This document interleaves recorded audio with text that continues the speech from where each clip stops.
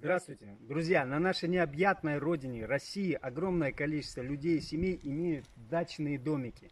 И многие думают, что их нужно отапливать либо твердотопливным котлом, либо никак. Потому что газа нету, а электрический элемент минимальный, перепады напряжения максимальные. Я хочу сказать вам еще одну веселую и хорошую новость. Что котлы Градиент способны отапливать дачные домики с лимитом электрического тока в 5 киловатт до 80 квадратных метров.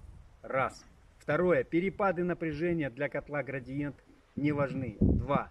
Пониженное напряжение для котла Градиент не важны. Три. Поэтому отапливайте ваши дачные дома хорошим экономичным теплом,